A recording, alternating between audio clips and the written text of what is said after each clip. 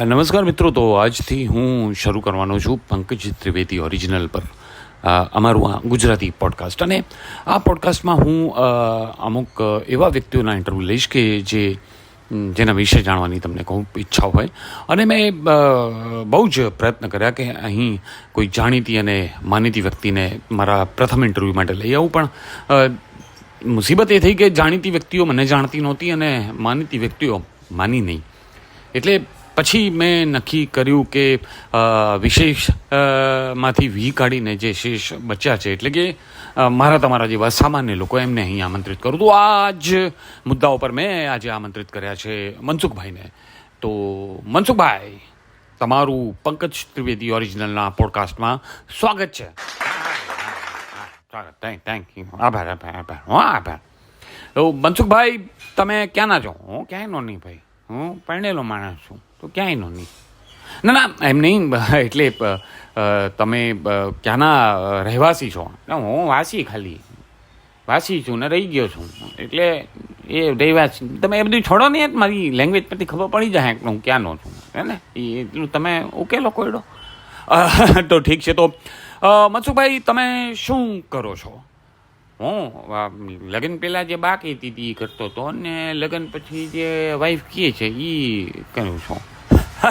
તમે બહુ રમૂજી માણસ છો. હવે જીવનનું દુઃખ કહું છું એમાં તમને રમૂજ લાગે છે? હા ભાઈ, એ કોક કહે છે ને કે દેડકાનો જીવ જતો હોય તો બાળકોને બહુ મજા પડે. હે છે ભાઈ? ચાલો આગળ પૂછો, જલ્દી પૂછો તમે. ના, એટલે આમ તમે શું બિઝનેસ, એટલે કે કોઈ ધંધો વંધો? હા, આપણો બહુ મોટો ધંધો છે ભાઈ. આપણો એરપ્લેનને પેઇન્ટિંગ કરવાનો, એરપ્લેન હોય ને એને પેઇન્ટિંગ કરવાનો આપણો ધંધો છે. ને એમાં આપણી મોનોપોલી એવી છે કે લોકો કરોડો રૂપિયા લગાડે ને એરપ્લેનને પેઇન્ટિંગ કરવામાં. ને આપણે છે ને એ વસ્તુનું આમ 25-30 હજારમાં પતાવી નાખ્યા. 25-30 હજારમાં એરપ્લેનને પેઇન્ટિંગ? ભાઈ એ કઈ રીતે શક્ય છે? અને શક્ય શું ના હોય ભાઈ, આપણે ગુજરાતી માણસ છીએ ને તો આપણું મગજ બહુ જોરદાર હાલે. હું શું કરું કે કોન્ટ્રાક્ટ લઉં ને પછી એને કહું કે આ પ્લેન તારું લઈ આવું, હું એરપોર્ટ પર જાઉં. તો એ એરપોર્ટ પર ઊભું હોય ને ત્યારે, અચ્છા ત્યારે તમે રંગ, ના ત્યારે રંગ ન કરાય ગાંડા, બહુ ખર્ચો આવે. એને કહું થોડું દોડાવ જરા, આ રનવે પર તારું પ્લેન જઈ થોડું દોડાવ. તો એ જ્યારે દોડાવતો ને, પણ દોડાવતું હોય ત્યારે તમે કઈ રીતે એને પેઇન્ટ કરો? ના નહીં, તું સમજતો નથી. આખી વાત સાંભળ. એ દોડતા જ્યારે પછી ઉડે ત્યારે, ના યાર તું યાર આખી વાત સાંભળ ને ભાઈ. અને એ ઉડીએ ને પછી ઉડીને આકાશમાં આમ જાય ને આવડું એવું થાય ને ત્યારે ઉપરથી 2 પીંચ મારી દેવાનું. તો આપણું તો 2000માં પતે, 15,000 તો આપણે લઈએ. તમે મજાક કરો છો મનસુખભાઈ? હા, તે શરૂઆત તે કરીને ભાઈ મજાક કરવાની.